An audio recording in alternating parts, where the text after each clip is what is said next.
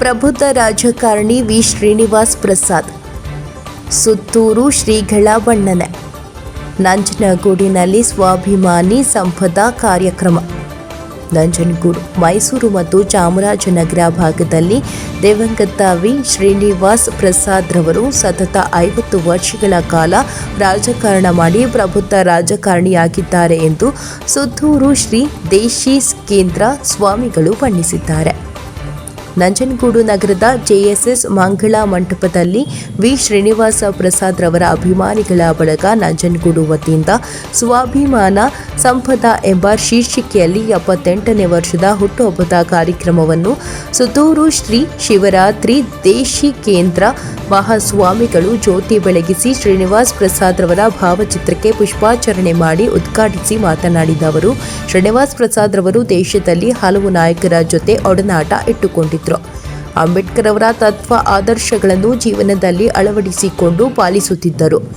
ಅವರ ಮನಸ್ಸನ್ನು ತುಡಿತವನ್ನು ಕೇಳಿಕೊಳ್ಳುತ್ತಿದ್ದರು. ನೇರವಾಗಿ ಸಮಾಜವನ್ನು ತಿದ್ದುವ ಕೆಲಸವನ್ನು ಮಾಡುತ್ತಿದ್ದರು. ಎಲ್ಲ ಪಕ್ಷಗಳ ರಾಜಕಾರಣಿಗಳ ಜೊತೆಯಲ್ಲಿ ಸಂಬಂಧವನ್ನು ಹೊಂದಿಕೊಂಡಿದ್ದರು. ಸಮಯಕ್ಕೆ ಸರಿಯಾಗಿ ರಾಜಕೀಯವನ್ನು ವಿಶ್ಲೇಷಣೆ ಮಾಡುತ್ತಿದ್ದರು. ರಾಜಕೀಯ ವ್ಯವಸ್ಥೆಯಲ್ಲಿ ಯಾವ ಸಮಾಜದಲ್ಲಿಯೂ ತಲ್ಲಣಗಳು ಬರಬಾರದು ಎನ್ನುತ್ತಿದ್ದರು. ಲೋಕಸಭಾ ಸದಸ್ಯರಾಗಿ, ಶಾಸಕರಾಗಿ ಉತ್ತಮ ಕೆಲಸ ಮಾಡಿದ್ದಾರೆ. ತತ್ವಬದ್ಧ ರಾಜಕಾರಣಿಯಾಗಿ ಸ್ವಾಭಿಮಾನಕ್ಕೆ ಧಕ್ಕೆ ಮಾಡದ ರೀತಿಯಲ್ಲಿ ವ್ಯಕ್ತಿತ್ವವನ್ನು ಅಳವಡಿಸಿಕೊಂಡಿದ್ದರು. ಅವರ ಕ್ಷೇತ್ರದಲ್ಲಿ ಯಾವುದೇ ಕೋಮು ಗಲಭೆ ನಡೆಯದಂತೆ ಎಚ್ಚರ ವಹಿಸಿಕೊಂಡಿದ್ದರು. ಇಂತಹ ಅಪರೂಪದ ರಾಜಕಾರಣಿ ಸಿಗುವುದು ಬಲು ಅಪರೂಪ. ರಾಜ್ಯಕ್ಕೆ ಮತ್ತು ರಾಷ್ಟ್ರಕ್ಕೆ ಶ್ರೀನಿವಾಸ್ ಪ್ರಸಾದ್ ರವರ ಕೊಡುಗೆ ಅಪಾರವಾಗಿದೆ ಎಂದು ಸ್ಮರಿಸಿದರು. ನಂತರ ಮಾಜಿ ಸಚಿವ ಶ್ರೀರಾಮುಲು ಮಾತನಾಡಿ, ಶ್ರೀನಿವಾಸ್ ಪ್ರಸಾದ್ ಒಂದು ಶಕ್ತಿ.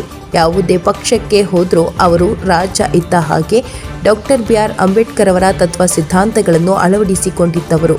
ಯಾವುದೇ ಕಾರಣಕ್ಕೂ ಮರೆಯಲಿಕ್ಕೆ ಸಾಧ್ಯವಿಲ್ಲ ಎಂದು ಮಾತನಾಡಿದರು.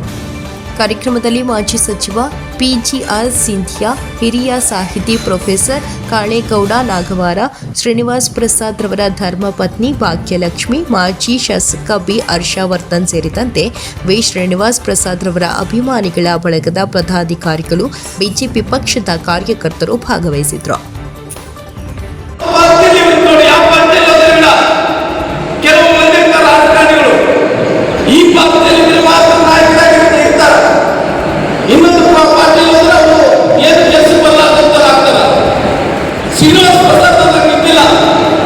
ಬಿಜೆಪಿ ಪಕ್ಷದಲ್ಲೇ ರಾಜ, ಕಾಂಗ್ರೆಸ್ ಪಕ್ಷದಲ್ಲೇ ರಾಜ, ಇವತ್ತು ಸಮತಾವಾದಿ ಪಾರ್ಟಿ ಜೊತೆ ಅವರು ರಾಜನೇ.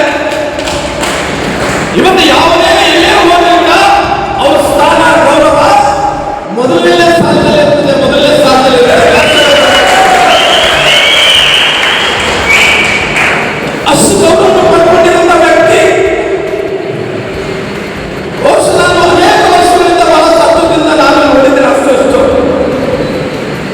ಜನಸಂಘ ಕಾಲದಿಂದ ಕೂಡ ಒಂದು ಶ್ರೀನಿವಾಸ್ ಪ್ರಸಾದ್ ಅವರ ಜನಸಂಘಕ್ಕೆ ಒಂದು ಅನ್ಯವಾದಂಥ ಸಂಬಂಧಗಳು.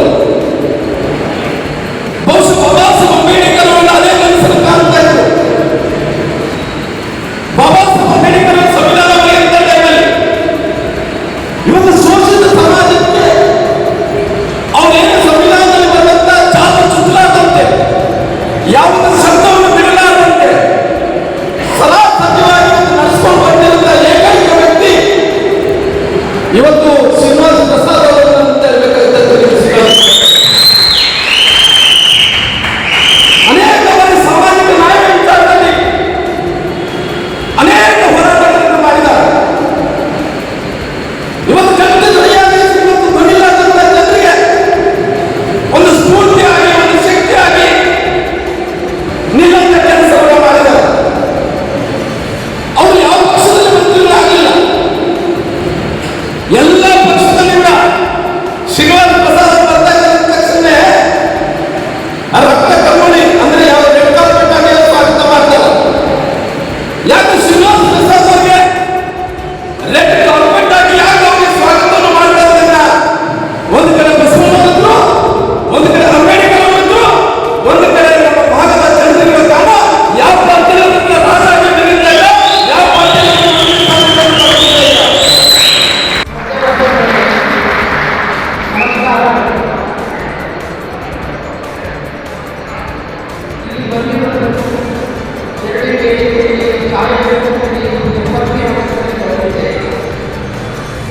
ಈಗ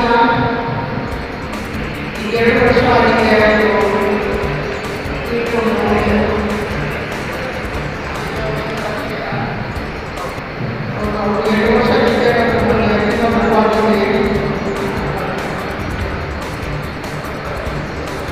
ನಿಮ್ಮ ಅಭಿಮಾನ ಯಾವಾಗಲೂ ಹಿಡಿದಿರುವಂತಿದೆ.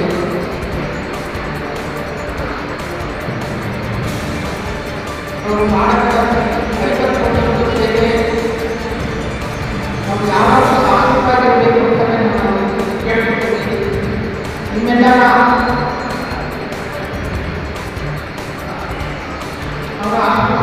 ನಿಮ್ಮ ಆಶೀರ್ವಾದ ಇರಬೇಕು.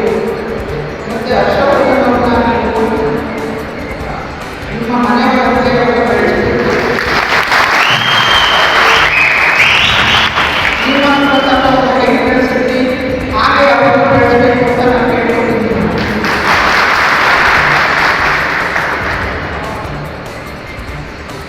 ಎಲ್ಲರಿಗೂ ನಮಸ್ಕಾರ.